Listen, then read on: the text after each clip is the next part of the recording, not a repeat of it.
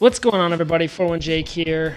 Welcome to the show. Today's episode is going to be a good one. I'm going to dive into something that comes up a lot if you're a 401k advisor: tax strategy, tax brackets, the fear of taxes causing you to not even take advantage of the 401k, which to me seems completely backwards because the 401k was created to help you defer taxes, and we all know why, right? We all understand that saving for retirement is critical, and the government wants you to do that.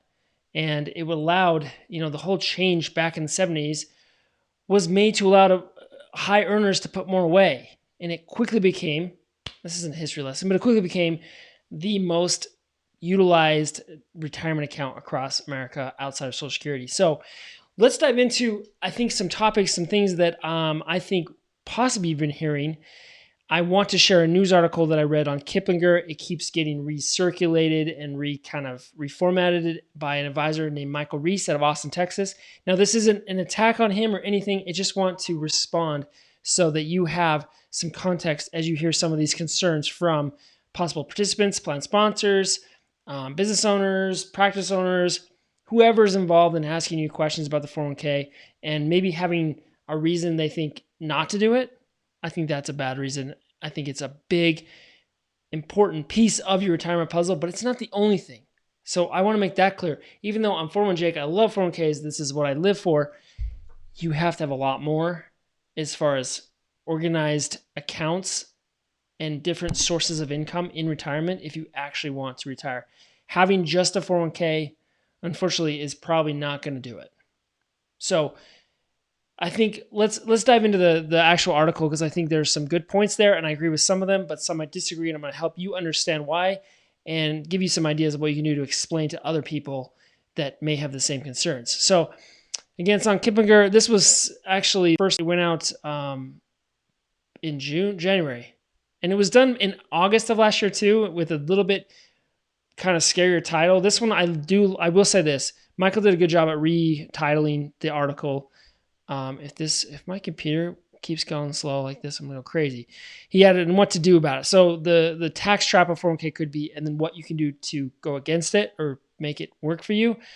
He didn't really answer some of those questions, but let's jump in to the top 5 things that he added. So number 1, and this is one that I don't agree with very much: every distribution you take will be taxed at your highest rate.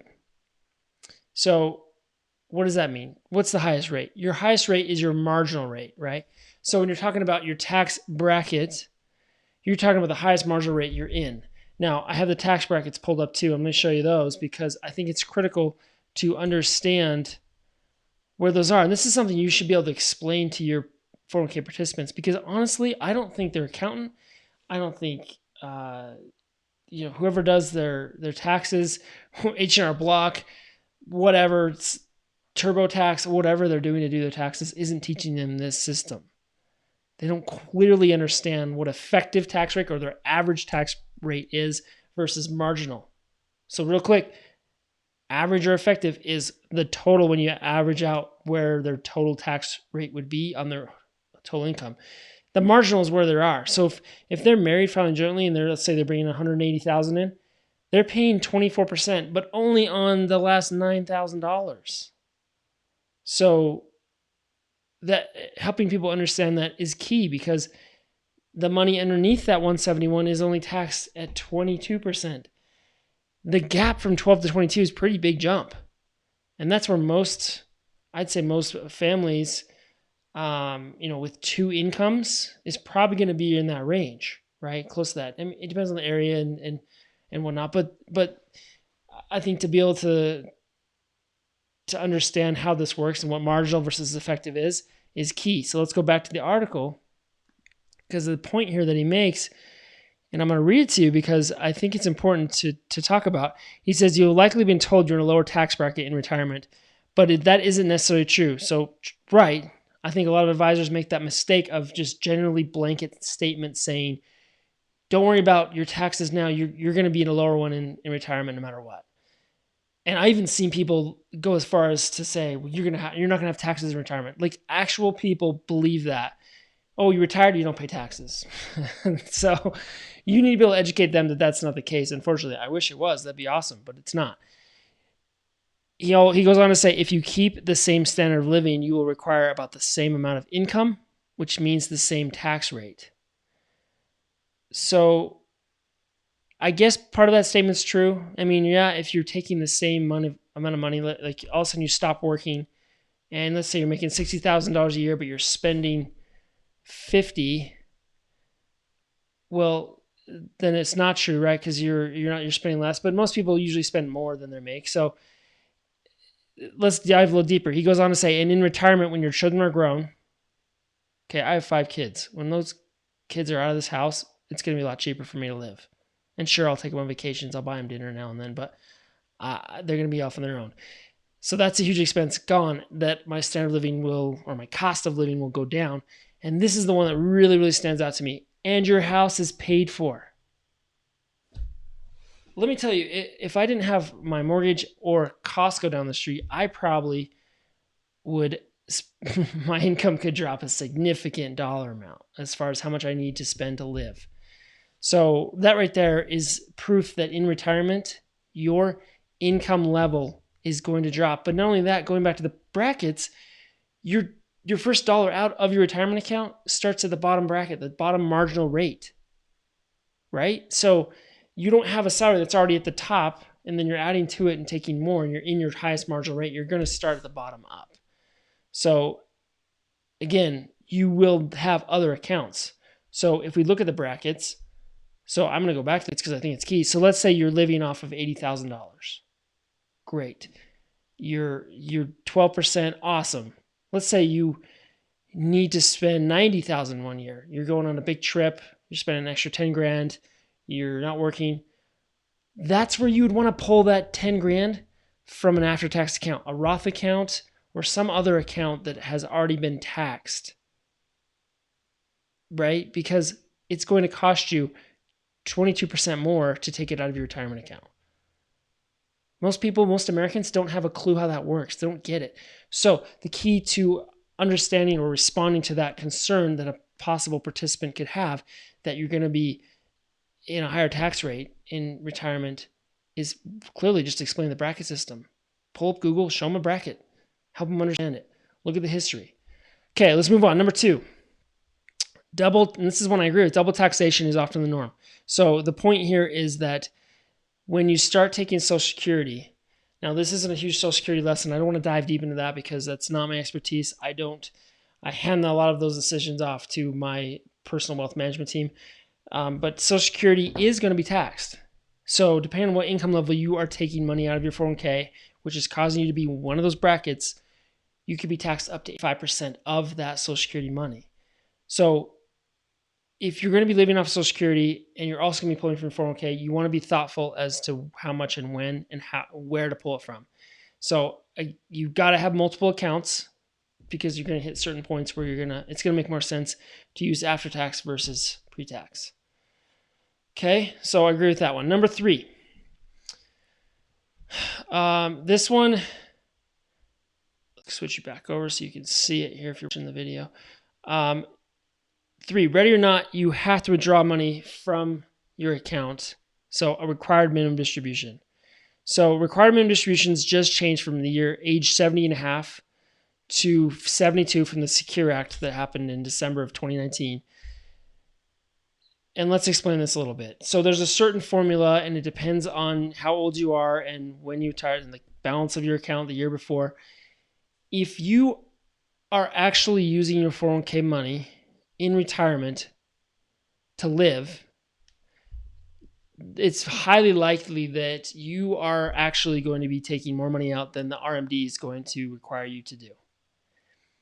If somehow you have other income, maybe you have rental income, maybe you have a business that's still giving you income, and you're retired from a working standpoint, but you don't necessarily have no income from actual other things, and an RMD could be an issue because you'd already be in a higher tax bracket, and then you're required to take 4,000, 5,000, 10, whatever it might be, that number is going to be taxed at that rate you're taking out, the highest marginal rate based on what your income. So it's really only going to impact those that have other income being generated. If you are not generating income and the income you have to live off of is from your 401k, you're already going to be taking enough out to cover your RMD, most likely.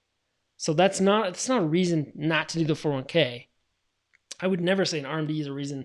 Oh no, you don't want to do it. You don't want to do that because at some point you're gonna have to spend it. That's the plan, is to spend this money, right?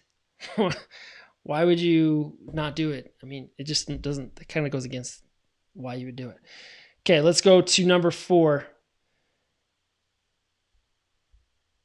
It's absolutely the worst account to leave to a surviving spouse. So the key point here that Michael's making is that you're going from the lowest obligation tax status of married filing jointly to the highest. So there's really only 2. There's married filing jointly or married or single, right? That's like saying, I hate paying for my pool. It's so expensive for my pool to pay for the insurance. It sucks. Or I make so much money. It sucks paying more taxes. Or you're complaining about something that I don't think is applicable. Plus, let's be honest. When that time comes, and this is, everybody's different, right? Different ages and everything. When you lose a spouse, the amount of money you're spending most likely is going to go down. You probably aren't going to be doing the same amount of travel. You're not going to eat as much. You're not going to have as much insurance. You're not going to have the health expenses. All of that kind of goes away. It cuts in half, essentially. Not that your spend will just go straight in half, because that's not the case, but your expenses will go down. And so saying that that's a reason not to do the 401k doesn't make a lot of sense to me. And it's one that I would talk someone through that, to say, well, this is going to be, you're not going to have a tax. It's not like if your spouse dies and your 401k is completely distributed in that year, you're going to roll it to an inherited IRA and avoid a taxable situation. You're going to continue with the same tax strategy that you've been following as a joint married couple. You're just going to adapt a little bit to a single, and you're going to have a lower amount for a certain tax bracket, but you're not going to have as much spend. So the strategy won't necessarily change a whole lot. You're still going to pull money from different various accounts in the 401k. You're not just going to take it all out at once because your spouse died. So that's not a reason to not do the 401k. Now, fifth and final, this is the one that I'm sorry, I struggle with, because it's just like, we could talk the what if game all day long. Your account is fully exposed to tax law changes. So I'll agree. That's true. We are all exposed right now to regulation risk and government intervention, government changes, government policies, and we can't control that. I'd be more fearful of government and what they're doing as far as from a fiscal standpoint, from other things that are going to impact the market, your actual account balance, more than I would the tax laws. I don't see them coming out and saying tomorrow, hey, sorry, the Roths aren't going to, you're going to have to pay tax on your Roths now again. It's just not going to happen. It's so unlikely that they're going to just make a huge drastic change to what your the laws you used to make those decisions to put the money in that account type versus other fiscal policies that will possibly impact your market returns. So I don't think that's the fear, but I do agree that there's a lot of unknown there and a lot of uncertainty. This year's proven that that's the case, and that the government's going to stay involved, and they're going to stay really, really close to what's going on. And I think what's been proven far beyond this fear is the fact that they're going to react quicker than maybe we thought they could. COVID-19 really showed that they can move quick if they need to, and I was impressed by that. It might not be the best thing in the long run, and I don't know that I'm going to get into that whole discussion, because everybody kind of has a strong opinion there. I don't think anyone complained about getting extra money from the stimulus, or a business. Some of the larger businesses aren't, from a PR standpoint, they're giving the money back, but there's still a ton of businesses that didn't need that money that took it. So government being involved is definitely a key thing to factor in, but I don't think it's something to stop doing your 401k. So you need to explain to people, putting money in your 401k is not necessarily a high risk government, scenario where they're going to change the tax laws on you. If anything, I would take advantage of Roth as much as possible because that could possibly change. There's just so many unknowns. You keep playing that game forever, so I just don't play it. So those you have it. I mean, those are 5 things that you may hear from participants. I know the one that comes out the most is obviously that the government's spending so much. They're going to have to raise our taxes. They're going to be massive numbers that we're never going to be able to pay back this huge debt. And there's a certain point where taxes are really, really effective and actually generate the most revenue for the government. And that's about a third of your income. It's kind of been proven that that's the case. And we're kind of on a good spot right now. And so I don't see, as taxes go up, there's always going to be other ways to kind of navigate through and be strategic around those. So I don't think that the fear of taxes are going to go through the roof is a reason not to do the 401k. I don't think there's another financial product that will still protect you from that, that doesn't have other cons to it, the things that maybe would hurt you on a fee side or a liquidity side. So as an advisor, I think the key thing to take away from this is honestly, your job is really critical and can steer someone on the right path early in their career. And I see way too many advisors get super hyper focused on the high net worth clients, the business owners, whoever the top dog, whoever is making the most money and has the biggest account balance, and they put all their attention there. And that's really unfortunate because I had an experience recently where I sat down with 2 different doctors on the same day. They were the same age. And one was completely ready, they were late 40s, completely ready to retire. Could do it tomorrow.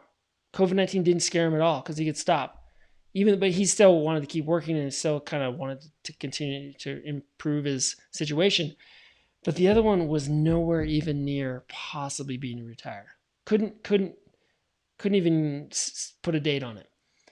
Had even made some bad decisions in the last few days that were really going to be costly and painful for his account balances and some other accounts that we just found out about. But the key to that is 2 people going through the process of becoming doctors, all that schooling, all that hard work, and all that focus and attention on helping others, and they got bad advice and didn't get the right strategy from a tax standpoint early on in their careers.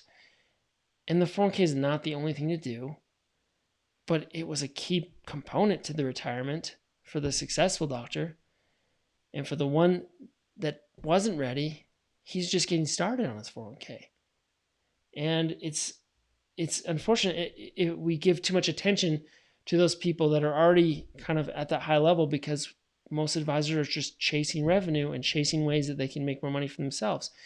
When you forget the fact that if you're helping those younger, earlier career participants, you can set them up on the right foot. You can really be influential on helping them understand this bracket system, helping them understand the account types and how an IRA, a 401k, a trust account, a joint account, how having all these different account types and investments inside of them that do different things based on different strategies from a core tax standpoint can be so amazing for their family.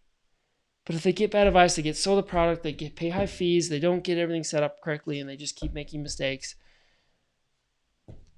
they're not going to make it. They're not going to be successful, and they're really not going to ever have any confidence in their ability to retire. And that's sad to me. And that to me is what pumps me up every day, is to come out and change that.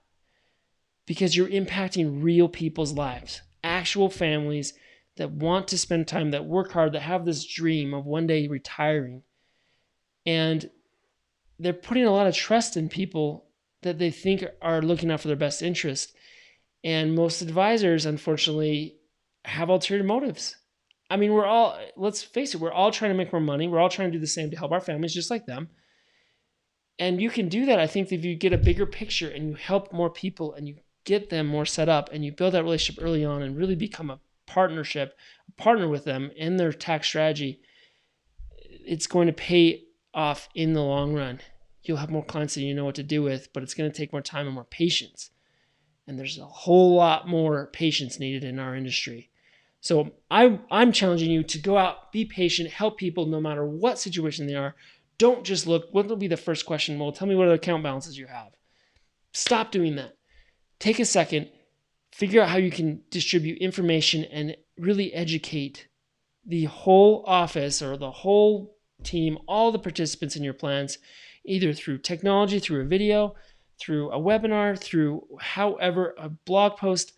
Do something to help them understand the tax bracket system, help them understand marginal versus effective tax rate, help them understand how the 401k fits in the puzzle and how it can be a really strong part. And that's my hope, that we can, as advisors, do a better job at that. Because when it comes down to it, the 401k is just an account type. It's just something the IRS is allowing us to do to defer what they're expecting from us down the road. So be smart, be thoughtful, and try to just give back and know that that's going to benefit someone's life. If you have concerns or questions or things you're like, you know what, I wish I could do better at this. How do you help people? And I have 4 different offices across 2 different states. And during COVID, we got really, really good at distributing information through technology, through videos. And it honestly was something I wanted to do for a long time, and COVID forced us into it.